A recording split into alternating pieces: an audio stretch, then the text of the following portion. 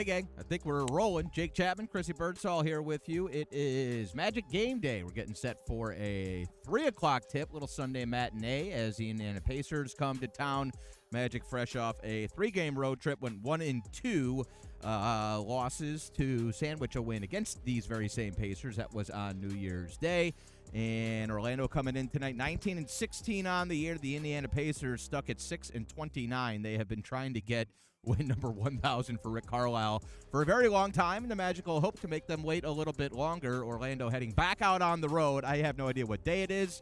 I'm getting to the point where I don't know what city I'm in, but we will be in, it's Washington first, right? Washington on Tuesday, yep. And then the Brooklyn Nets on Wednesday, and then we'll come back home for a couple. And then it's off to Europe, and I am thankful we're going to revive the juice box, and we're going to call those games remotely as the team heads over to Europe. I'm going to spend a couple days here with my family here in the United States and enjoy myself at that point.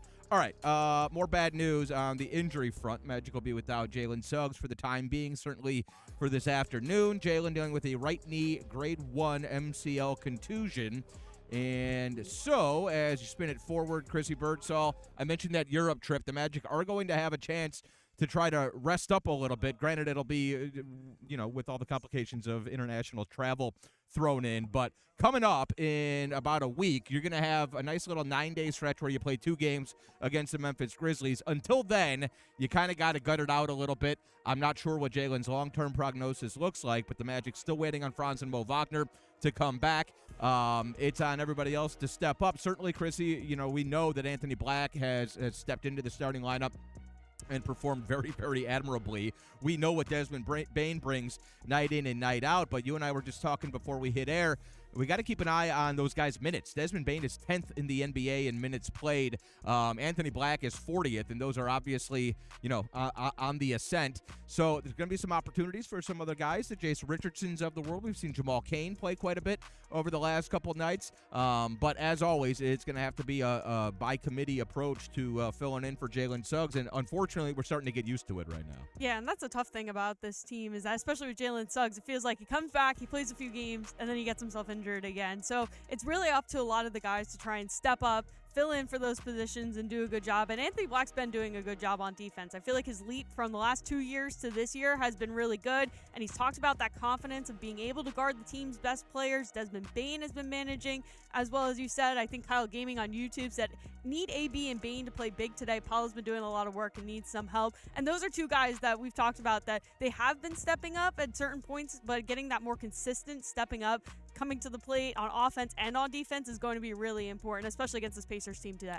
Yeah, it's an interesting matchup against this Pacers team. Look, the Magic haven't been, putting teams away comfortably in about a month now. Really, since Franz Wagner went down, it's been every game has been a nail-biter either way, or there have been a couple that you lost pretty comfortably. But heading into that New Year's Eve game on Wednesday against Indiana, you kind of felt like, okay, maybe this is an opportunity for the Magic to sort of step on their throat early and cruise, and that was not the case. It hasn't been, as we mentioned, a 112-110 win.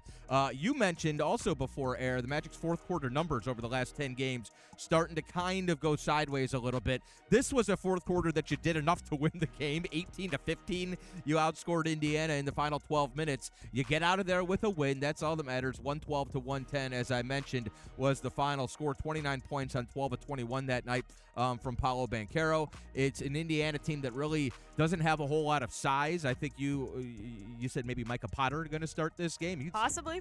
One guy who played well, you have an interest in him because he's a Badger. That is true. But the Pacers also are going to be without Benedict Mathurin for this one as well. So it's kind of a lost season already for the Pacers. They have a lot of still very dangerous players. When you talk about guys like Andrew Nembhard, certainly Mathurin, we know what he can do. He was 13 of 13 at the free throw line on New Year's Eve. But not a ton of firepower right now. They're the worst shooting team in the league. They defended you pretty well on New Year's Eve, I thought, but Orlando able to get out of there with the dub. It's a game today that you should get, but the way the Magic are kind of juggling right now as far as injuries, who's in and out of the lineup, different opportunities, and just trying to figure out what works, I think you head into this game and you say, thank God we have Paolo Banchero. Absolutely, definitely. I am curious though about Indiana, just how they're going to be able to bounce back, because it was a game that it felt like they should have had and then let it go right at the end there. Especially the second half, they were playing a lot better. And Rick Carlisle, I mean, after that game, he was fired up. I don't know if you caught him on the post game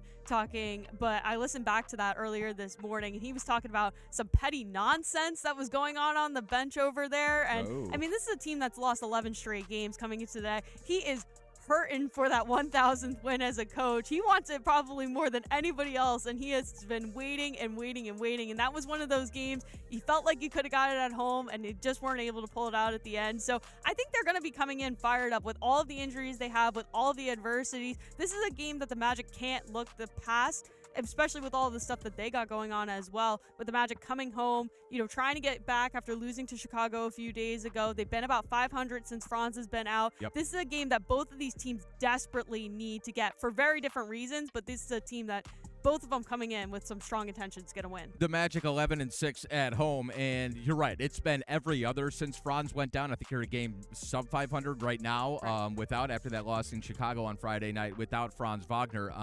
These are the ones that you can't let get away. You come home, and you're headed back out on the road. But with how difficult the schedule's been, it's breaking back in the other direction. But you have to protect home court, and a team that comes in, how many have they lost again? 11 straight now? I believe so, yeah. 6-29 on the season, and a team that has only won one game away from home. The Pacers are 1-15 away from Gainbridge Fieldhouse. These are the ones you have to get. So however you figure out how to get it, you need to figure out a way to do just that. And, a few keys. I think you mentioned Wendell Carter Jr. You mentioned executing down the stretch and what Wendell said about it against his Pacers team that really doesn't have a whole lot of size. Jay Huff did not really have a role in that game on New Year's Eve. And aside from Pascal Siakam, they just don't have a whole bunch of talent that's 6'8" and bigger, period. I thought Micah Potter played very well. They bring Tony Bradley off the bench, who is a veteran who's bounced around for a reason, not the most well-rounded player, especially not offensively, and you just don't have a lot of size. So to me, one of the big keys today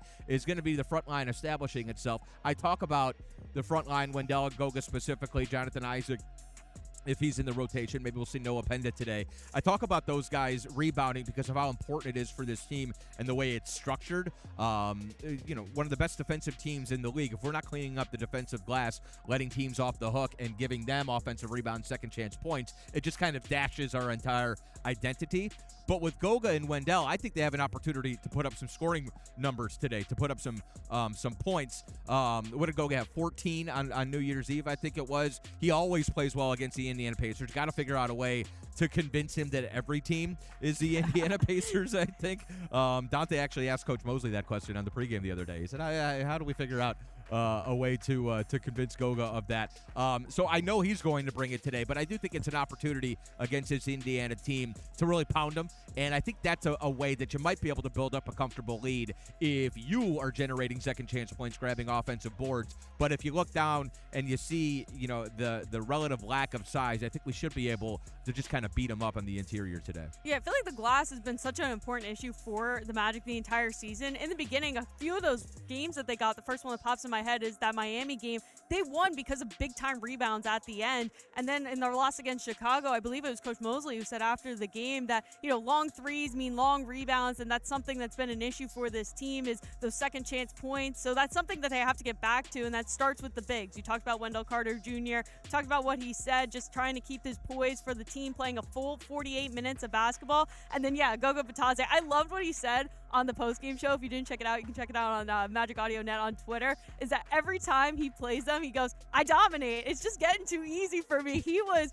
full of confidence after that game. So I'm expecting him to have another big game coming in. It's always a little bit of a revenge game for him playing against a former team. And no matter how long it's been, you can tell he plays with that chip on his shoulder. So I'm excited to see what he's going to do on the offensive He averages 9 points, 8 rebounds, and 1.7 block shots against Indiana, which those numbers sound somewhat pedestrian, but then you think about the fact that Goga plays 20 minutes a night, usually at max, and you project those per 36 or however, whatever you want your sample size to be, and Goga Bitadze he's an all-star center against the Indiana Pacers. Now, if we can figure out a way to make that a little bit more consistent. But Goga, certainly blocking shots has been something that's very important to this team all season long. He's 16th in the league in block shots, and it's the same thing. If you project that to like starters minutes, you're talking about one of the best shot blockers in the league. Indiana actually does have the best shot blocker in the league in Jay Huff, but actually dropped down to second after we saw him on New Year's Eve. But as I mentioned, he didn't have a big role in that game. It just felt like, I think Wendell Carter Jr. kind of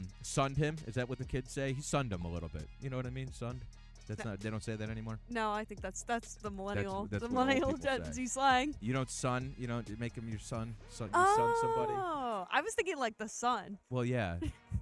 like the actual sun. See, that's why you guys are so online that even expressions that don't necessarily sound right, but if I had typed it, you would have understood what I was Probably, saying. I Yeah. probably would have. All the communications See, you're happen in teaching text me form. in the same way I teach you the Gen Z slang. know. You teach me the We're bridging vintage gaps. slang. We're bridging gaps here on Magic Game Day. We're going to head down here from Jamal Mosley coming up in just about 5 minutes. Anything coming in here on the chat line that we would like to address? I see Will Dawson is here. He said Dante's New Year's resolution is rebound. I thought that was my New Year's resolution was rebound. Maybe it was both of our New Year's resolution. I feel like that's a good New Year's resolution. It's a good New for Year's both of you guys. resolution, and it would be honestly a big key today, but it's something that this team has to do consistently night in and night out, and too often over the course of the last couple weeks. Because that is, the reason we harp on rebounding so much is it's rebounding. You know what I mean? It's pure effort. I remember one time I asked Stan Van Gundy if there's any way he could scheme his team into better rebounding, and he just looked at me like I had two heads. He goes, see the ball, get the ball. Like, it's very simple. And we are a team. Here's the thing, is if you got a whole bunch of 6'4" and unders on the floor and you're playing small ball, then yeah, it is a little bit difficult to rebound. We don't. We have a whole bunch of size. We have a whole bunch of versatile, functional size. And so we should be a very good rebounding team. And, over the course of the season, we've been good enough. Top 10, you're 8th in rebound percentage coming into this game today, but we've seen some slippage over the course of the last couple weeks. That needs to be better, to be sure. It sounds like Van Gundy was taking a little bit of the Mosleyisms too, because I feel like Mosley says the same thing: get down, hit a man, go up for the rebound. There's really nothing else to it. There's not, It's the effort basketball can be very simple sometimes, and that's one of the more simpler aspects of basketball. Shot goes up, hit somebody, get the damn ball. There you go. Keep it super easy. I'm looking on TikTok right now and some of the earlier comments here, and there's one that says, look at my name, Paulo 5 is the GOAT. Okay. So I feel like, you were talking about it a little bit before we got on here, is just what Paulo's numbers have been since coming back. It feels like, especially in the last couple of games, he's really starting to find his groove on both ends of the floor, especially offensively. I believe he said after the Pacers game that he wants to continue playing more aggressive, hunt those shots, go for it. Take his advantage of his size that he's been. And I feel like, especially in that Indy game, that he played really well. Yeah, it's a team that doesn't really have anybody for Paolo Banchero, honestly. Siakam is good, but if they want to put Pascal Siakam on Paolo on one end, then he's not going to be able to generate too much offense on the other end because Paolo's going to make him work the whole afternoon. I think they wish Jarris Walker could defend him, but he can't. And there are very few people across the league who can defend Paolo Banchero, and that was why we were so insistent that whatever that mini slump was going to end pretty quickly. And even if you include that mini slump, for the season, Paolo's numbers, 20.7 points per game, 8.4 rebounds, 4.7 assists. There are 6 players in the NBA putting up numbers like that, and they're the names you would expect: Luka Doncic and Giannis and Nikola Jokic. And Jalen Johnson, who actually shows up on all of these lists. Over the last 9 games, Paolo's one of only 3 players in the NBA averaging 21, 9 rebounds, and 6 assists. The other 2 are Jalen Johnson and Nikola Jokic. And then over the last 3 games, the percentages have jumped. And so to me, the reason I didn't panic, and as he was coming back off injury, I think after, 5-6 games, you say, okay, he's healthy, and it still looks like he's struggling. What's going on? He's just not making his jumpers. And as that starts to fall, and over the last 3 games they have, he's shooting 54% from field goal range and 4 of 10 3-point range over the course of the last 3. As the jumpers start falling, and he's still being very selective with the 3 ball, because it's just not, I don't think he feels very comfortable right now with anything 15 feet and out, but he's feeling his way through it. And so I think the bottom line is when Paolo's making anything beyond 18 feet, it's a little bit gravy because it's not the strength of his game, but he's figuring out ways to impact the game otherwise. And when he does start knocking down shots from the perimeter, the free throws haven't been falling either. When he starts shooting with a little bit better percentage, all of these numbers are going to leap through the roof. And so, we need to be patient with Paolo when he doesn't have Franz and Jalen on the floor with him. It's just going to look different. There's going to be a lot more attention paid to him. But right now, he's going to be so much better in the long run because he's figuring out ways to do it without Franz and without Jalen. And then when you get your full complement of players, it's going to be that much easier on him.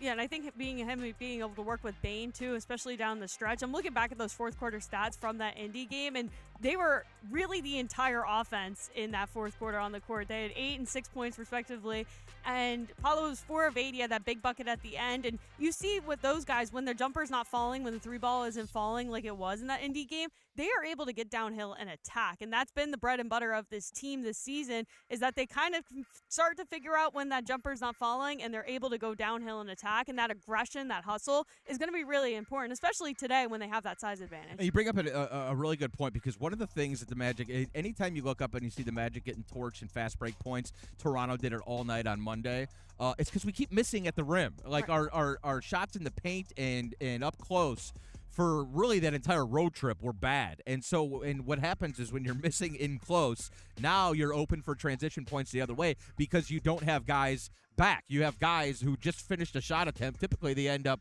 a foot or two under the baseline, and you kind of count on, as far as your defensive philosophy goes, making those shots. We want to get to the rim and make shots in close and attempt shots in close. When you miss, it just puts you behind the 8 ball. And so, for whatever reason, we've seen that. I think some of it has been dumb luck. I think some of it has been having a little bit of discomfort offensively. Like, you're just not really rhythm and flowing right now offensively. And so if we can figure that out, if we can just convert at a little bit better in close, and that does get to the game plan today, because I think with their lack of rim protection, and if Jay Huff doesn't play a big role today, I think you will be able to attack the bucket. You got to finish. And so that has compromised the Magic's defense quite a bit over the course of the last couple weeks, so we're going to have to make sure we stay locked in on that. Should have Coach Mosley coming up here in a moment, but I haven't heard anything. It's Jake Chapman, Chrissy Birdsall here with you. This is like seizure-inducing. Testing out some of the stuff before the game today. A little preview. Sound check. All right, let's go down. We'll check in with Coach Mosley.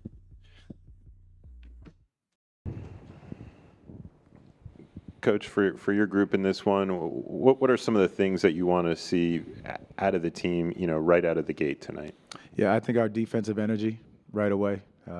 They do a great job of getting downhill, attacking the basket. We've got to make sure we're communicating coverages out, understanding how we're closing out, getting back in transition, and then, more than anything, is taking care of that basketball. You guys got some clarity on Jalen's injury yesterday. Just what's your reaction when you hear the news? Yeah, it's tough. You feel so, your heart goes out to him just because, he's just coming back, and then something happens again. But again, he's such a resilient young man that, has been through this process before, and, he's going to continue to bounce back, regardless of the scenario. What do you tell him when, he did just get back and he's had dealt with injuries before, just, moving forward? You just, that reminder again, that you've been through this before, and whatever this moment is just continue to find ways to grow and build and just push through. Again, not knowing exactly when the timetable of him coming back is, but just being able to understand whatever that time frame is. He's felt that scenario before.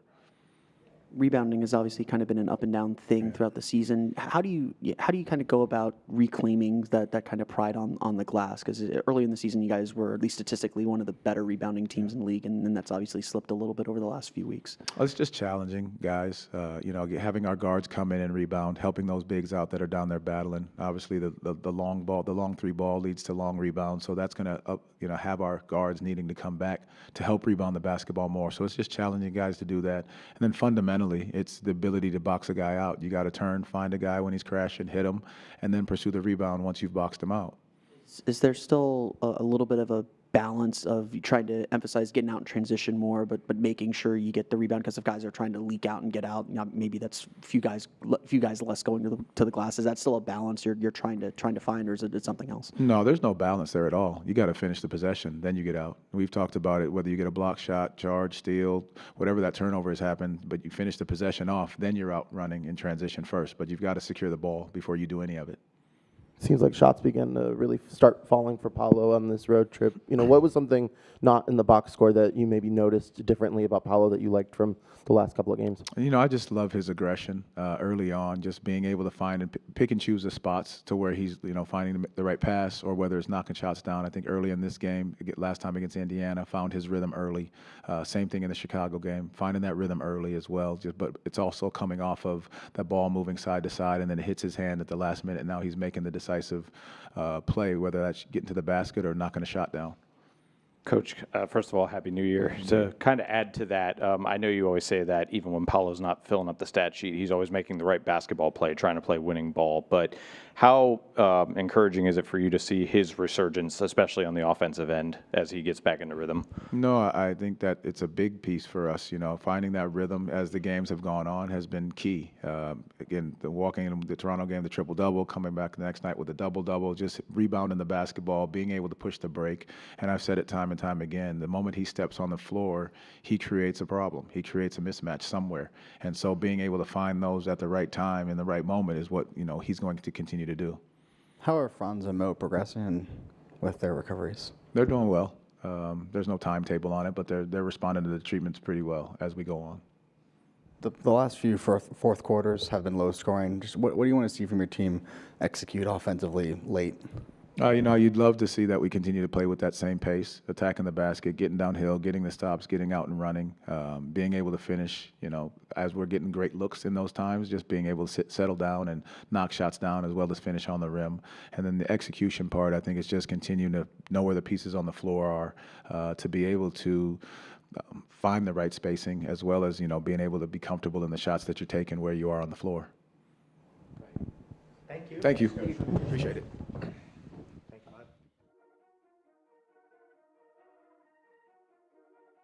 Okay, welcome back. Jake Chapman, Chrissy Birdsall here with you up on the radio deck. That was Jamal Mosley, and we are going to talk for about another 9 minutes. We get set for the Indiana Pacers, matchup number 2 with these guys this season. The Magic winners by a bucket on New Year's Eve. That was a weird feeling start time. This one feels a little weird as well, but on New Year's Eve, flying to Chicago right afterwards, we're lucky we fielded a full team that day. I mean, I don't think anybody wanted to be in Indianapolis on New Year's Eve in the middle of the afternoon. Nowhere else you'd rather be, Jake? Nowhere else we'd rather be. Indianapolis, that's a cool town. There's no cows downtown, but there's plenty of space for them if they wanted to have cows downtown.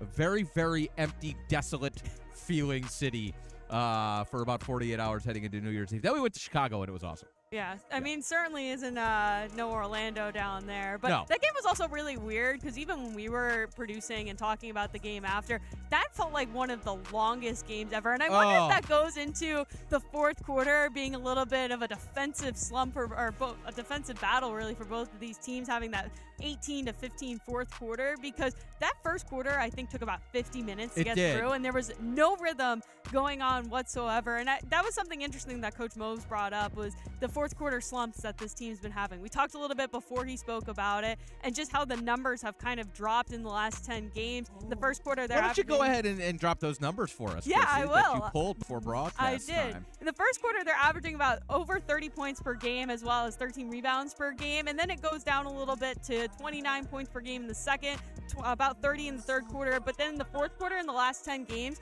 23.4 points per game. They are averaging over 10 rebounds per game. That's been up. There's a lot of rebounds because they're shooting very poorly, I would imagine. Exactly. And the shooting's way down compared to 47, 42, and 54. 38% from the field, 19% from three-point range. Okay.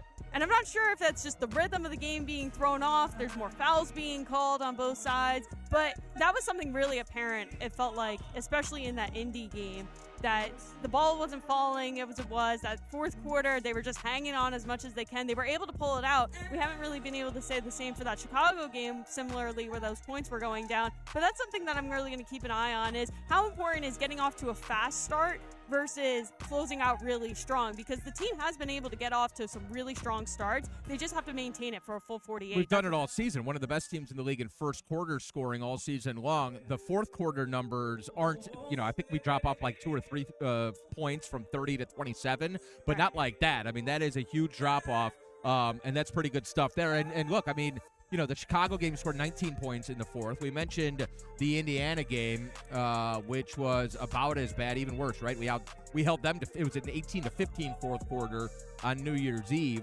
And then Toronto, you did enough to let them steal the game in the fourth, and it felt like it was all Raptors in the fourth quarter of that game.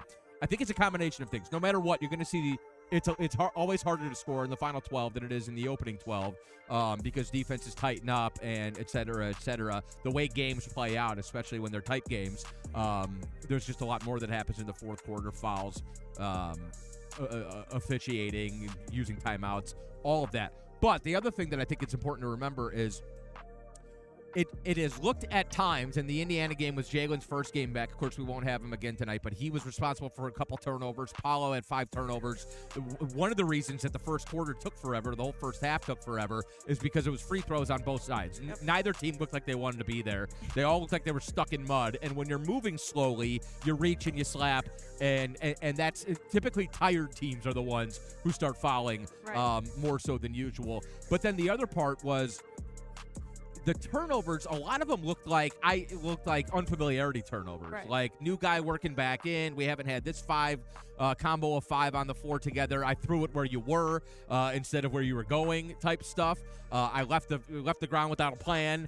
And so that was just a disjointed sort of offense, and that was an issue the entire afternoon against Indiana, which again can be your mind's elsewhere. You're just not sharp as far as your focus goes. But the Magic turned the ball over that afternoon 19 times, and so you got to keep that cleaned up as well. Indiana wants to junk it up. They do have, between Nesmith and Nimhard, and I think the strength of who's left for the Indiana Pacers is in McConnell, like defensive backcourt guys. Like they'll crawl into the ball and they'll disrupt you a little bit. But we need to be more deliberate, I think, today as far as working the ball inside, getting those paint touches, and then just pounding up, whether it's Paolo, whether it's Wendell, Goga. Use your size, get the ball in close, and then finish possessions. And then I think there can be a good opportunity today for second chance points as well. You got to be sharp against this Indiana team because that's what they're hoping to do, is just sort of disrupt and screw you up. And they did a pretty good job of it on New Year's Eve. Yeah, and it was interesting you talked about just using that size to the advantage. Coach Mo said that, helping the bigs. The guards got to help the bigs got to help the guards, box a guy out, get those rebounds, and that could be a big key coming into today. I do love what Will Dawson said, though, about we were talking about the fourth quarter stats. No fourth quarter Franz the last 10 games. So that does play into it a little bit. I think that makes a difference. I mean, he's one of the best clutch players in the league when he's available. We know how good he is at getting to the free throw line, knocking down free throws. It's just a whole lot of onus on Paolo Banchero and Desmond Bane right now in crunch time. And Jalen, we don't picture Jalen as the point guard that some envisioned him when he was coming out of Gonzaga. The ball's in his hands. He's breaking defenses down, setting up for his teammates.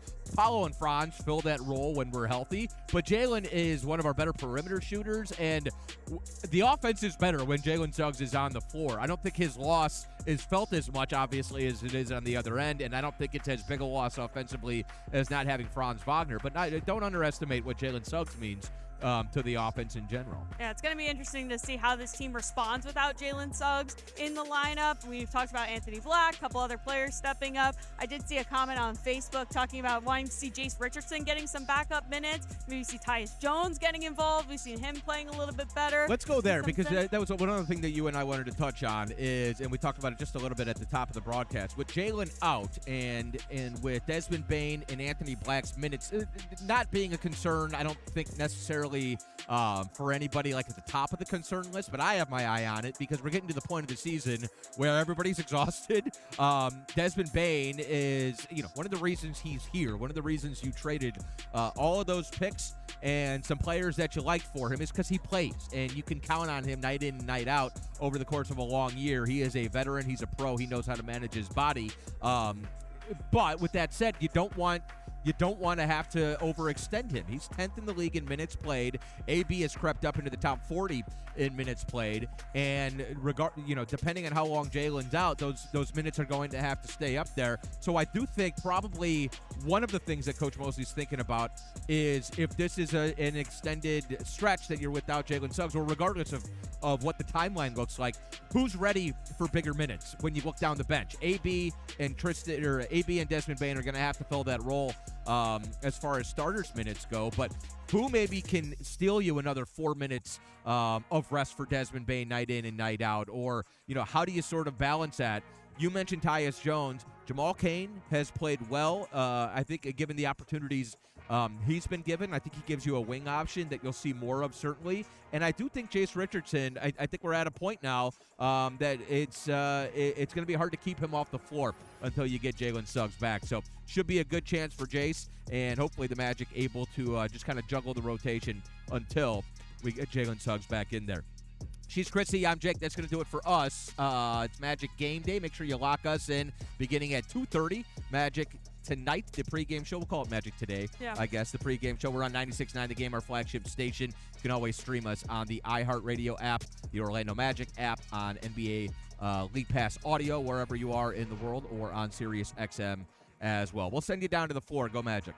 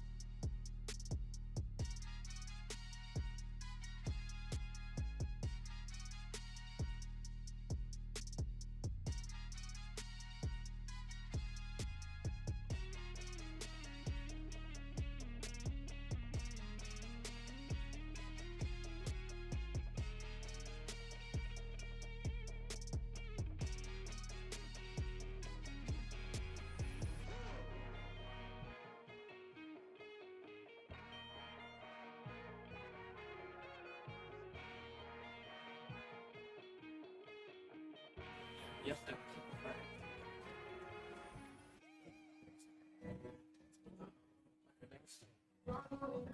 Alrighty, thank you, Jake and Chrissy. Welcome to the second half hour of Magic Game Day. How's everybody doing? I am Marley Arnold, and I'm so excited to be with you guys here today for Magic Game Day. In about an hour or so, you'll be able to catch the coverage of the game on FanDuel Sports or the FanDuel Sports app. The game is at 2:30 p.m. So now let's just get things started by seeing what you guys are talking about in the chat. I'll be looking on TikTok as well as YouTube. Let's see what's going on, everybody. Alaska says, who are they playing? Today we are playing the Pacers. Sure One is saying Orlando Magic. Chance in the chat. I love to see it. It's me, 123. Love your fit. Thank you, guys. Thank you. We're totally going to win today. I love this energy in the chat. Let's check the YouTube real quick. And then I have an exciting announcement about something going on where I am right now. I'm in the team shop, guys, and we got something really cool for you today. So let's see. Hi, Marley, Knowles86. Hello. Marley with the moves. What is good? Hello, J Curve. How are you? Happy New Year to you as well. Yes, everybody is really excited. A lot of Happy New Year's in the chat, and I love to see it. I hope everyone is having a good New Year so far. Drop where you guys are watching from in the chat. But for now, let's talk deals. Come head over with me, guys. Let's talk deals. Right now, I am in the Magic Team Authentic shop, and today only, you can grab this super cool shirt that I'm really excited to show you guys. It is the Sketch mascot t-shirt. Today it is $35. Look how cool this is. Like, tell me this is not cool. This is the front with the little Magic logo. And then we have the Sketch in the back. Super cool. Rate this 1 through 10, guys. What do we think about this? I think it's super cool. Only $35 today, and it's by 89 right here in the Magic Authentics team store. Drop some fire emojis in the chat if you guys like it. Let's see. Would you wear this? I would wear this. I need to get this. I want to wear it right now. Fire. You love it. You love it. Oh, you like it. User 446. Yes. Okay, you guys love it.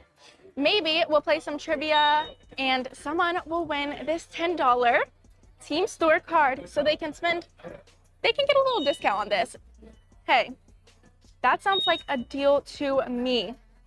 Okay, wait, you guys are really loving this and I love that. I love that so much. 10 out of 10. Lots of 10s in the chat. Oh, it's me 123 said 11 out of 10. Okay, I love it, guys. Let's check the YouTube chat and see what's going on in there. Ooh, someone got their own customized gear for themselves. That's fire. That is so cool. Okay, you guys love it and I love it too. Super cool. But yeah, if you guys just joined, it's game day. Tip-off is at 3 p.m. You can catch the full game on FanDuel Sports or the FanDuel Sports app starting at 2:30. But for now, we're just vibing right here. We just showed off this $35 Stuff Sketch t-shirt, which is fire. We have so many people commenting about it in the chat and giving it a 10 out of 10. Yes. Cool. Yes, it looks like it's a sketch. That's the coolest thing about it. Felipe, 10 out of 10, just like you. You are too sweet. You are too sweet. Ooh, DN is the man is going right now. Okay, I love it. Yeah, if I were you, I'd be running here and I'd be getting that. 'Cause, I mean, it's a really good deal. And it's super cool. Let's check the YouTube. A lot of fire emojis. I love it. The game is at 3. A lot of Orlando Magic chants in the chat. Yes. Oh, someone said you could probably use markers on it to color in the accents. That's super cool. That is really cool. Is anyone ready for trivia? I think we might play soon. Hello, guys. Hello. Welcome to Orlando Magic Game Day Live. I'm Marley Arnold, and are you ready for some trivia? We have some Magic Pacers trivia. If you get one wrong, then that's it. But I have faith in you, okay? All right. Question number 1. Which former Pacers center is known for his time in Indiana? He recently played for the Magic, and he hit a game-winning shot in late 2025 game against the Pacers. I don't know. Can I get some help? No, I'm sorry, but thanks for trying. Anybody want to try? They think they know it? You think you know it? Okay, so which former Pacers center was known for his time in Indiana, and he plays for the Magic, and in a game, he hit the biggest shot in a late 2025 game against the Pacers. Who do we think it is? Wendell Carter? Nope, that's not it. Do we think we know? Anybody think they know? No, you guys don't know it. Man, okay, well, thank you guys for trying. I appreciate it. Let's see if we can get someone else who knows it. Or do you guys know in the chat? Let me know. Who do we think it is? Let me know in the chat. Man, oh man, they were close. Let's see if any of you guys know.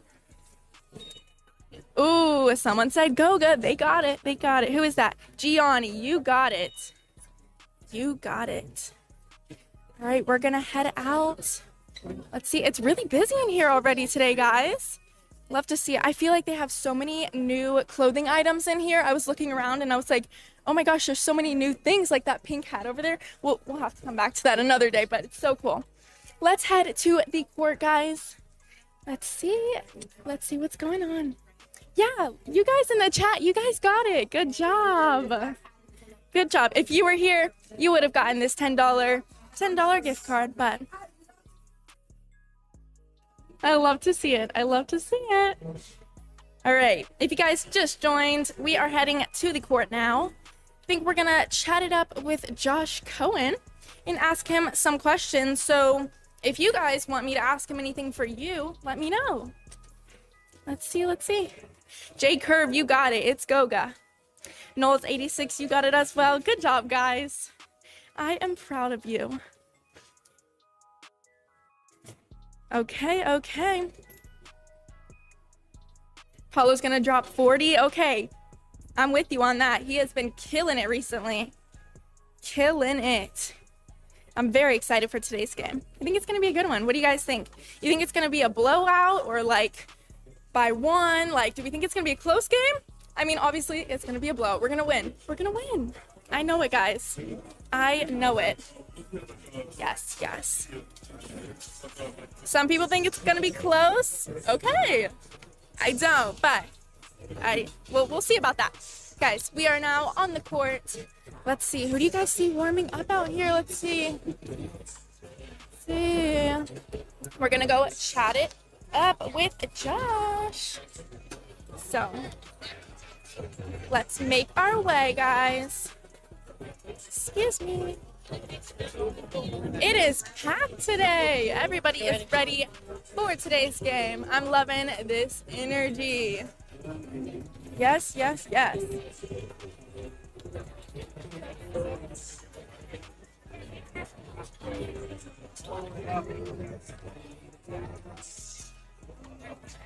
All right, guys, here's Josh. Hi, Josh. How's it going? Good. Happy New Year to you as well. A lot of fans in the chat want to hear from you, as do I. We have some questions for you. Okay. So let's get it started. All right. The Magic have 4 games this week, and only one opponent is above .500. So what do they need to do to make this week very, very successful? Well, I think where they really struggled on this recent road trip was in the fourth quarter. Things got stiff. The game slowed down. They were committing too many fouls, a lot of turnovers. So if they can clean up their offense in the fourth quarter, play with more pace, I think that's the most critical piece. It is usually harder as the game goes on to do that. But if they can get stops and then get out and run, I think that's their best bet to try and accelerate offensively, at least down the stretch. Yep, for sure. And now I'm very excited about this. Paulo is finally back to doing Paulo things. His energy is phenomenal recently, and I'm loving seeing it. But how impressive has he been, in your opinion, over this last road trip? Well, the thing that he always does well, and I know we have some Pacers guys coming through here, but I think the thing that he always does well is he gets downhill using his size, his finesse, his power. He's got that blend of skill. So when he gets all the way to the basket, he has a lot of decisions he can make. He can score right at the rim, he could draw fouls, or if there's a lot of coverage on him in the paint, he's really good at spraying the ball out to shooters on the perimeter. He's done all those things at a really high level. The question now going forward continues to be, can he be more efficient shooting further away from the basket? That's been his biggest struggle this season, but lately he's starting to pick it up from that perspective. So if his efficiency is good from the mid-range and out, then we're going to see high numbers like we saw on the road trip. Sure, I think he's killing it recently. And last but not least, AB has been really flourishing lately. What do you think that kind of turning point was for him? I think he had it in him all along. It was just a matter of confidence and execution. We knew he was great and electric in transition. He continues to do that. We know that he's really good moving toward the basket on drives. He's been doing that. The biggest thing that he's elevated lately is the pull-up jumper. His pull-up jumper over the first month and a half was poor. He's improved at that lately, and his confidence to take them, to me, is the number one thing. Because as long as he's willing to take them, eventually with his hard work, the shots will start to drop, and they have lately. For sure. All right. Well, thank you so much for the amazing insight. Always a pleasure talking to you. All right, guys. That was Josh Cohen. What do we think about that insight? I think that was super, super cool. We are going to head onto the court now and just watch everybody and kind of chat it up. I want to talk to you guys. Now, I want to see what's going on in the chat. Who do you guys see out here warming up and getting ready? Ooh, you love when Josh chats it up. I do too. I do too. His insight is always phenomenal, and I love hearing his opinions. So cool. I'm in the TikTok chat right now. Let's see what's going on. Marley said it. They will win. Yes. Yes, they will. You guys know it. When I say it, they do. They do. I have a good feeling. Where's Stuff? He's not out here yet, but he will be. I love watching him during the games. He's so funny. Hello, what the Alana? Hello, Alana. Franz, where is Franz? Guys, I don't know. I don't know anything yet, but I think it is rumored that he's coming back soon. So I'm really, really excited for that. It's me, 1, 2, 3. Come on, Magic, get that win. We will. We will get that win. We will. Let's check the YouTube, see what's going on over there. Mr. Music Mana, win all the way. Yeah, you know it. You know it.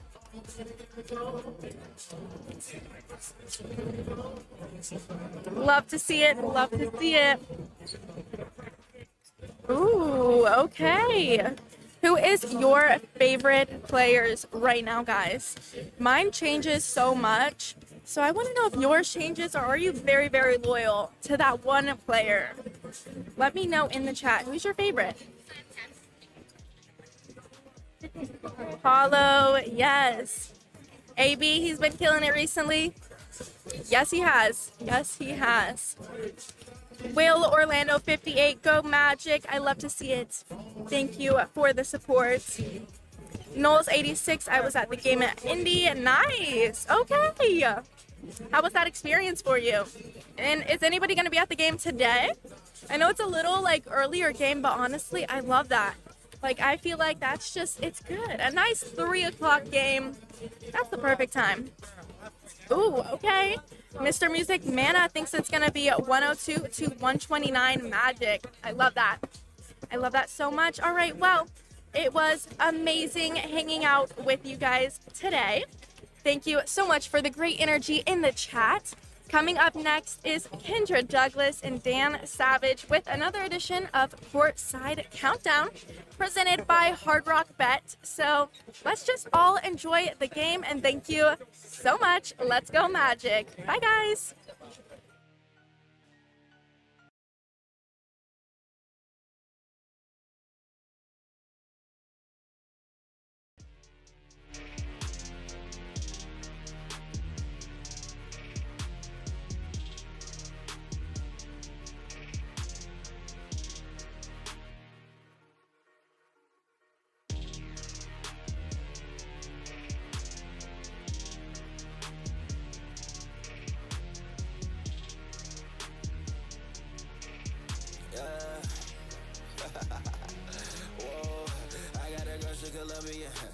Caribbean honeydew, whipping out Abels, no condiments. From Barranquilla, no argument. She going hard like a guy, don't care what they say, hell if I know.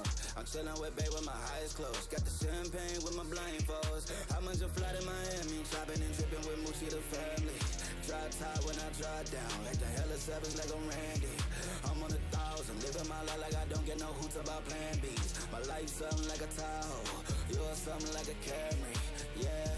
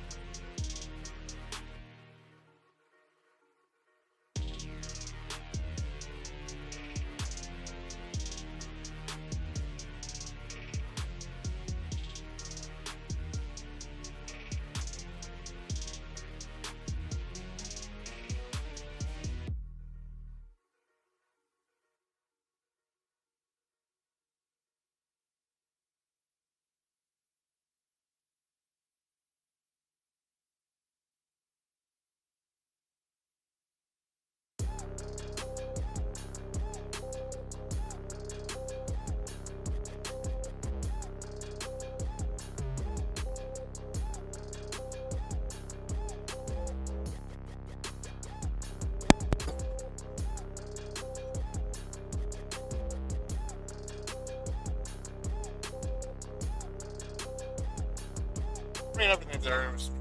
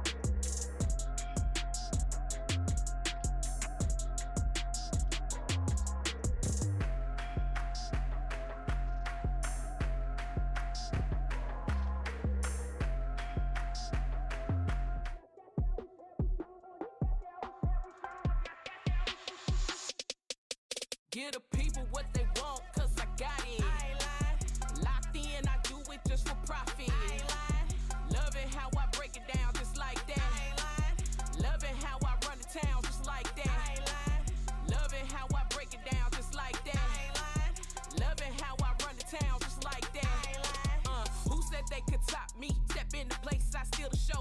Said they had been checking for me, ain't never seen my type before. Love to see me coming, but my haters might just shed a tear. Cause when I put that hammer down, I bet you this whole room clear. Ain't no competition, it's against just me, myself, and I. Checking in the mirror, thinking, how could one chick be? What's up, guys, and welcome to Courtside Countdown presented by Hard Rock Beck. I'm your host, Kendra Douglas, and thank you guys so much for joining me today. Happy New Year. Welcome back to the Kia Center. All of the things. I hope you guys have had a wonderful holiday. I miss talking with you all, so it's so good that I get to be back here. I was already looking at some of the comments, and you guys are saying kicking it with Kendra, and Savage says, I like that. We're going to have to tell Dan Savage that that's a nickname that you guys are giving him, because I think that's perfect. But as you guys know, continue to talk into the chat. Give us your questions, your comments. What do you guys want to talk about as we get you ready for tonight's game? The one game that we have here this week as the Magic, well, not this week. We got two this week. But the one game that we have until we get back on the road tomorrow against the Indiana Pacers. The Magic took them on New Year's Eve and were able to get a win. So hopefully that you see the Magic come out and get a win today. So let's get to some of your comments. I'm dropping everything today. Let's see what you guys are talking about. Happy New Year's. Yes, Happy New Year's to you all.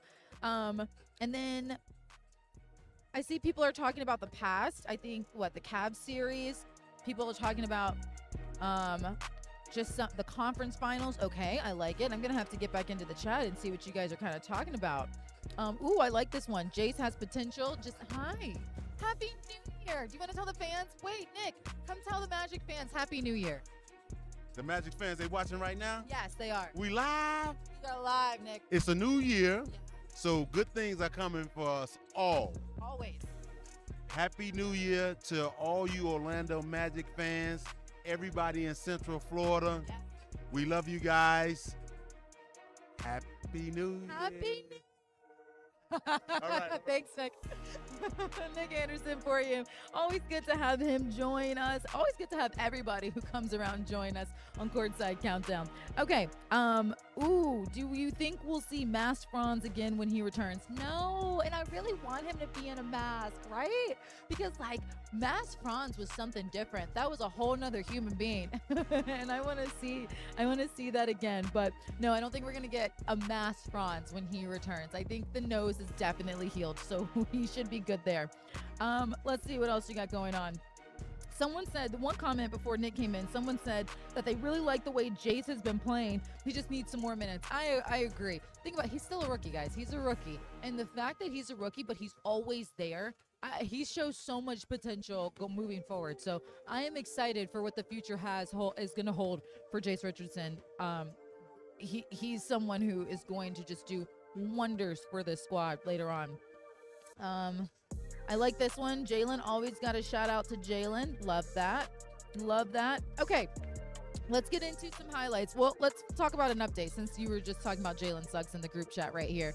Let's talk about Jalen Suggs and his injury. So he suffered a grade 1 MCL contusion in his right knee during Friday's game against the Chicago Bulls. So if people do not know, you will not see Jalen Suggs on the court tonight because there's no timetable yet on when he will return, as he just injured himself in Chicago. So tough break. He only played in 2 games, played in Indiana, then Chicago. So that's pretty tough for him because, you really want to see your QB1 back out there. He's such a resilient person, has so much energy for this team. He's going to be on the sideline cheering for the guys, but that's a tough one. That's a tough one. Okay, are the Wagners coming back in about a week, right? I don't know. That I do not know the time frame yet. Coach Mosley just talked about it in the pregame presser because he was asked as well.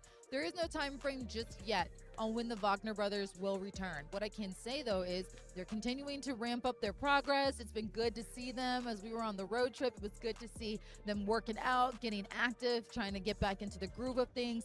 So everyone just hold on, be patient. Again, the long game is where we're at because we want to be playing until the summertime, right? So Make sure you guys just continue to give them your positive vibes. That's what we want.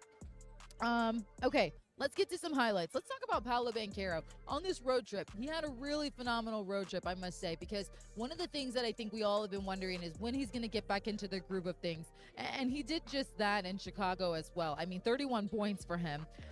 Though the Magic fell, Paolo Banchero, he did have himself a good outing. That was the second time he hit 30 in the season because, of course, he's been injured as well.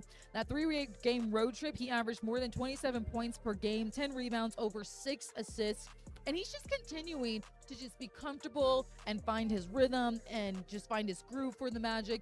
And that's what you love to see out of Paolo Banchero because you want to see more of that. You can see his numbers right there Friday at the Bulls. 31 points, 6 rebounds, 6 assists, shooting 56.5% from the field.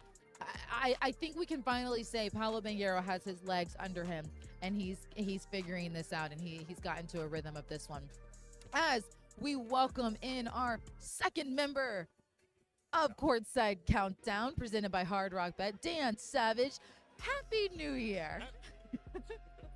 We were on the road together for the New Year, but this is the first time we get it to say it on Courtside Countdown, presented by Hard Rock Bet. It sure is, and it's so funny because we've been hearing you have we've been talking about how long is it okay to say Happy New Year. I would like to ask the chat too. Yes. How long do you guys say Happy New Year to people? I think it ended on January 2nd. Don't tell me Happy New Year anymore. I think each person should have like a certain amount of Happy New Year's in their basket. Yeah. And then once you've handed them all out, You're done. it's expired. I handed all of mine out on in Indiana and in Chicago. Yeah. We emptied them out on the road trip. It's really weird because we saw a lot of these people in Indiana. We wished them Happy New Year as we were exiting on New Year's Eve. Yeah. And then they're back here. Yeah. And it's like, I'm not saying it again.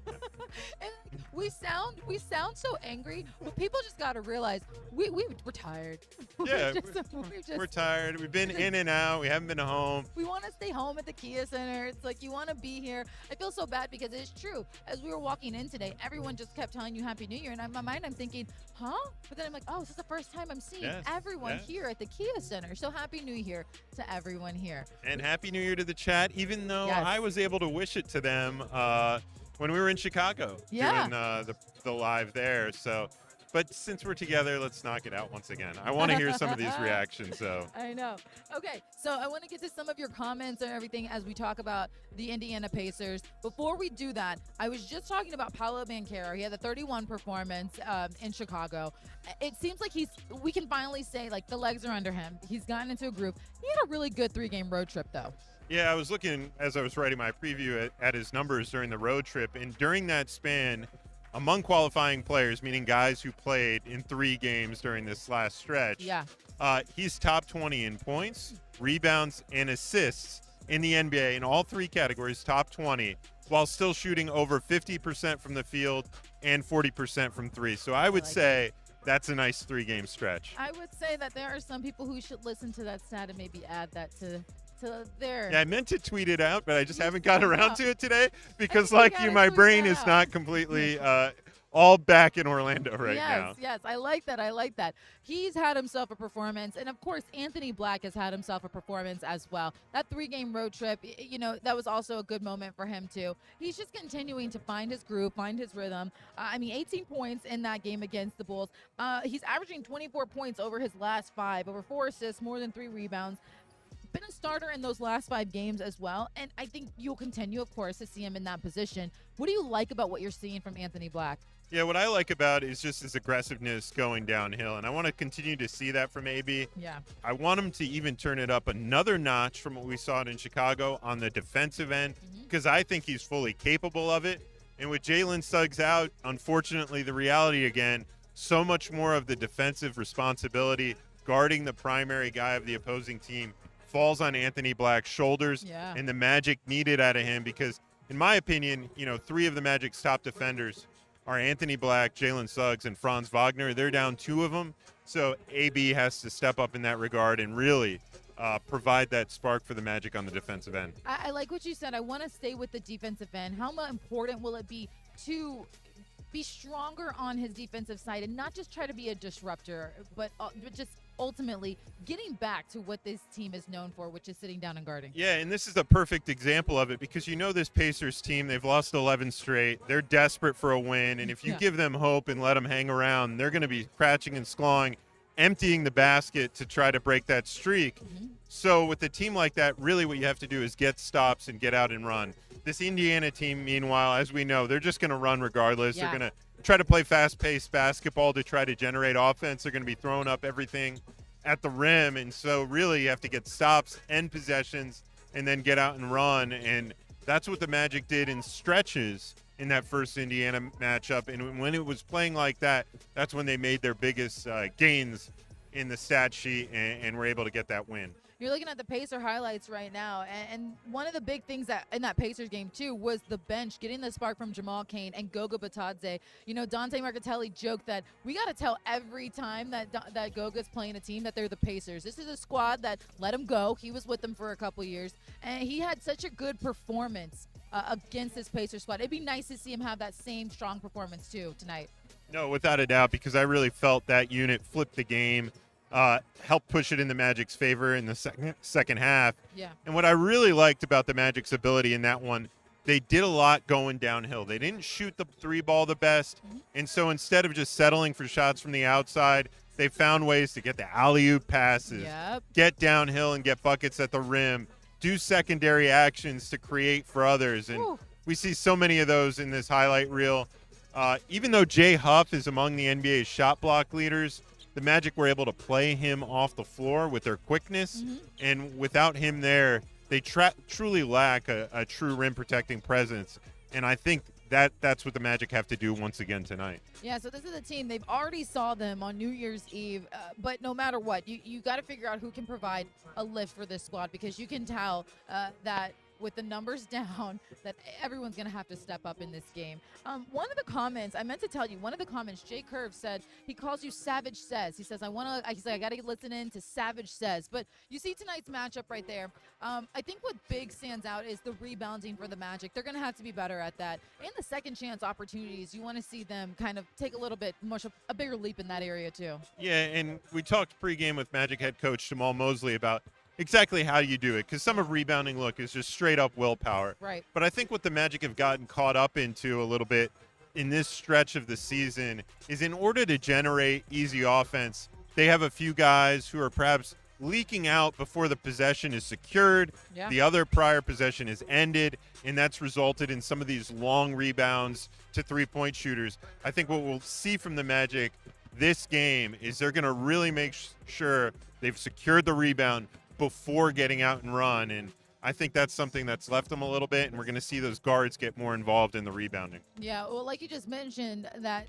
Indiana, they've lost 11 straight now. Rick Carlisle still looking for his 1,000th win as the head coach, but the one constant that they have on that team is Pascal Siakam. He understands what he needs to do to help this help this Pacers squad out. He's scored 20 or more points in 19 of his last 23 games, ranks 22nd in the NBA in scoring.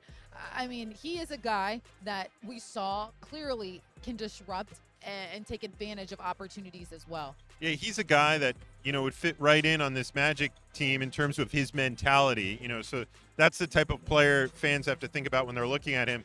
He not only plays with immense purpose, getting downhill and going to the basket on the offensive end, but defensively, he's responsible very often for guarding the opposing team's best player, kind of like Franz does for the Magic at times. So with Pascal, you'll see him on Paolo Banchero. He tried to give P5 a tough time, but Paolo still found his rhythm regardless, was able to get to the basket and obviously score that game-winning bucket in that contest. But I have a lot of respect for Siakam with what he does on both ends of the floor. What's so interesting about this squad and when I'm talking about the squad, when I'm talking about the Pacers, is where they rank in the league. So they're last in the league in three-point shooting percentage, last in the league in offense, but yet it was such a close game the last time they played them.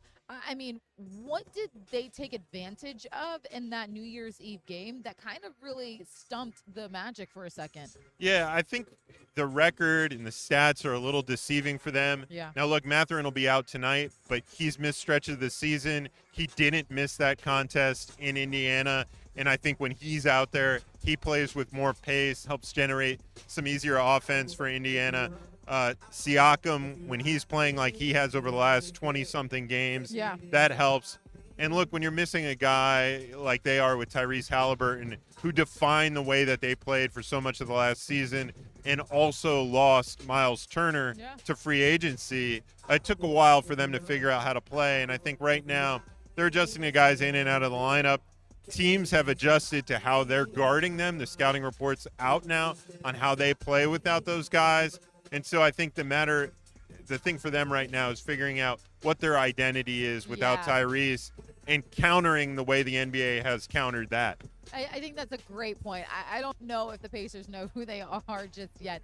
They've only won a handful of games so far this season, and you hope that they do not win another game. Yeah, because tonight. the talent's there. Look, you know, talking about holistically two main guys that they lost from a finals team. Yeah. But guys like Nembhard, guys like Siakam, etc. You know, you look down the line, they have guys who know what it takes to win, and so you can't give them the opportunities because they've been in big moments before, and if you have a one-point game, close possession game, they'll try to find a way to win. Yeah, they sure will. One of the comments, you got to joke about this one. Got to give out headbands and Jalen Suggs t-shirts so we can all rep Suggs Zero and his neckband swag.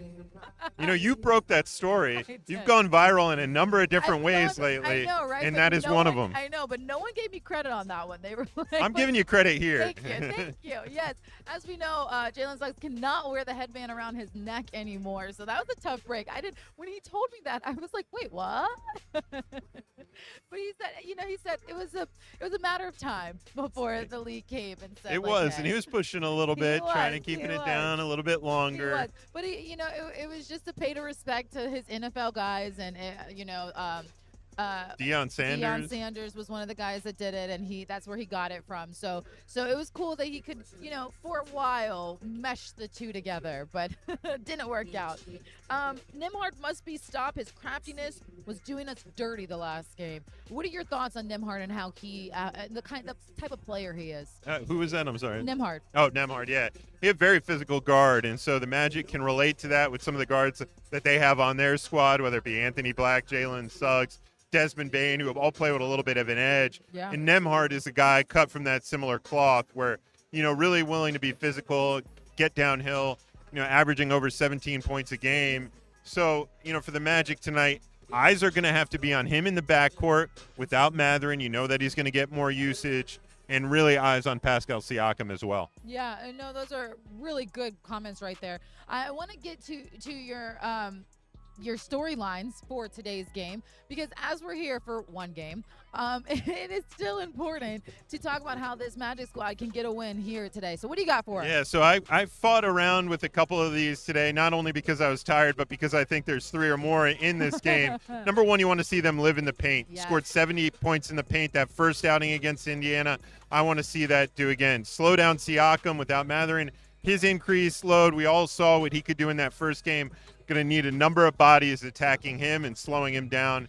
And then lastly, keep the foot on the gas. I thought the Magic, in all three of those games on the road trip, played stretches of great basketball, but didn't do it consistently. Saw them go up against 21 against Toronto, let the foot off the gas, they got it back. We saw that start in Chicago where they had the great first quarter and then had lapses in those final three, and especially down the stretch. So I think the big one being here in Kia Center, feeding off this crowd for a game, and them helping them get through some of those slow lapses, making them shorter, and playing closer to a 48-minute game. We got Pascal Siakam. He was just warming up behind us, too, as he's getting ready for today's game against the Magic.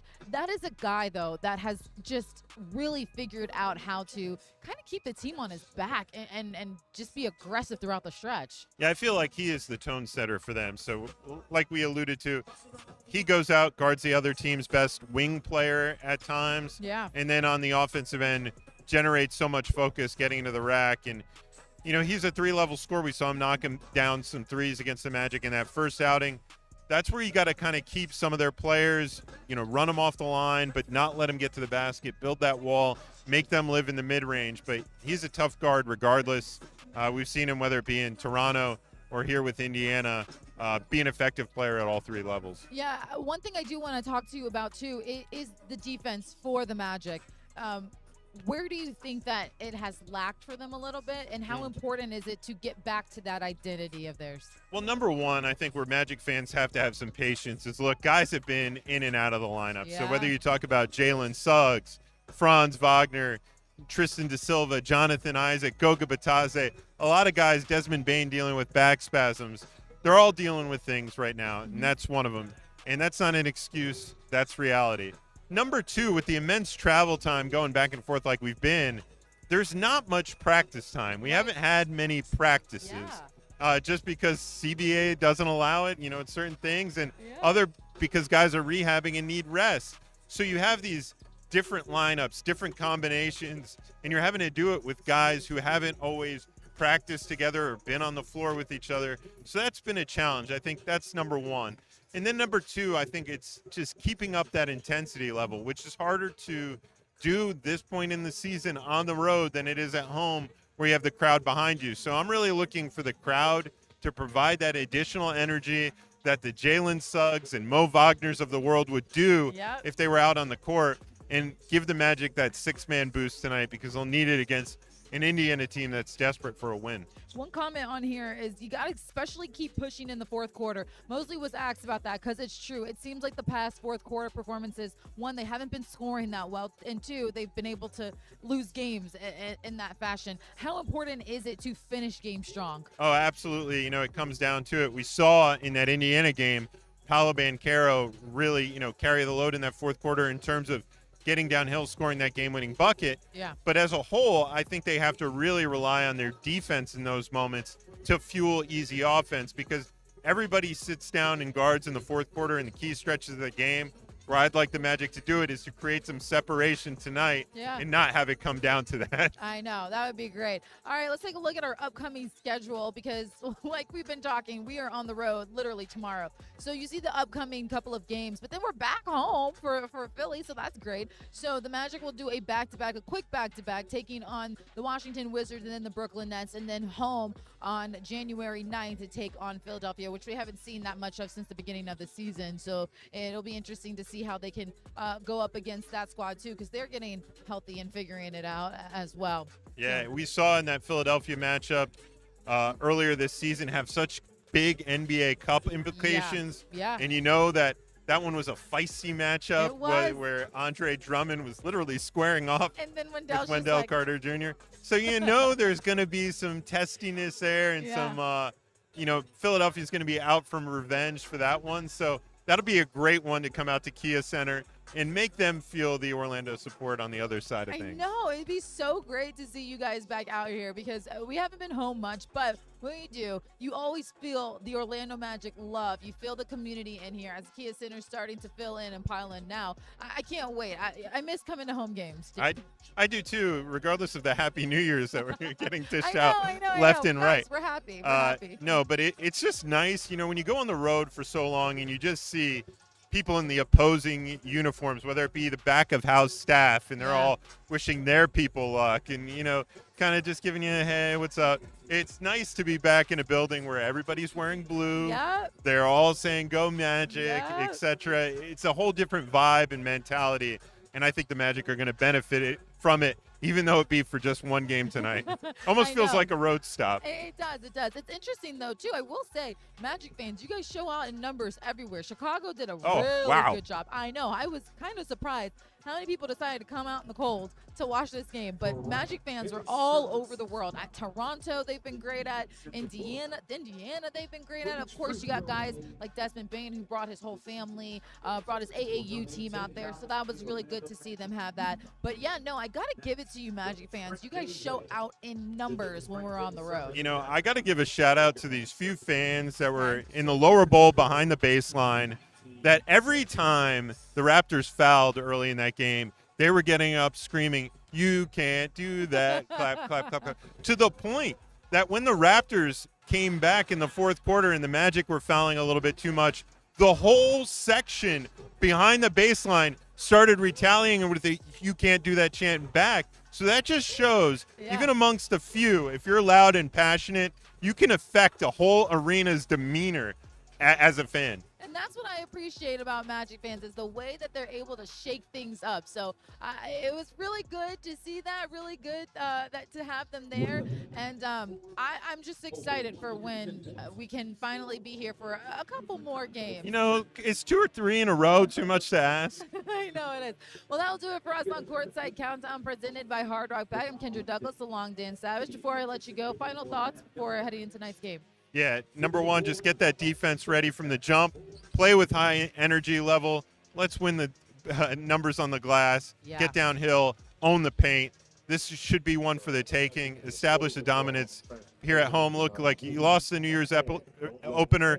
There's still plenty of time for resolutions. Yep, Let's have a yep. few of those go out tonight. And love it. Kendra, Happy New Year. Happy New Year's, Dan Savage. Thank you guys so much for joining us. Up next, you guys can lock in to Magic Live, the pregame show with Dante Marcatelli and Coach Brian Hill. He's back in the mix. He'll also be joining us on the road, so that'll be fun. I'm sitting next to him on the plane. Are you? I am. Look, see, you're going to learn a lot of knowledge. I am. About that man I'm going to have that the man. game open. We'll be going over it together. You really will. Thanks for joining us, you guys, and we will see you on January 9th. Have a good one.